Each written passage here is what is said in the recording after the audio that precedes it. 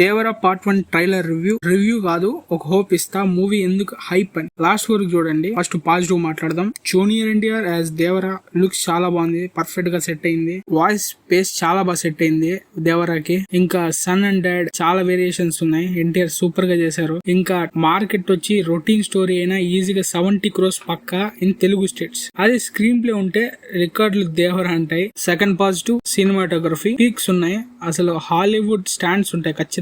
ఇంకా visual magic చూస్తాం. Third positive Koratala Siva and junior NTR. వీళ్ళ కాంబో చాలా హైప్ బికాస్ జనతా గ్యారేజ్ ఒక సింపుల్ స్టోరీని డైలాగ్స్ ఎలివేషన్స్ లో ఈక్వల్ గా మెయింటైన్ చేస్తారు. అందుకే సరే చాలా హైప్ ఉంది. నెగటివ్స్ మాట్లాడుకుందాం. ఫస్ట్ నెగటివ్, ట్రైలర్ చూస్తే సేమ్ యాజ్ యూజువల్ ఒక విలన్ ఉంటాడు, ఒక హీరో ఉంటాడు. హీరో కొడుకు అమాయకుడు, విలన్ హీరో ఫ్రెండ్స్ ని చంపేస్తారు, కొడుకి ఎలివేషన్ ఇచ్చి హీరో చేస్తారు. సెకండ్ నెగటివ్, పార్ట్ 2 ఎందుకో తెలియదు. First movie same revenge story అయితే పార్ట్ 2 బొక్క.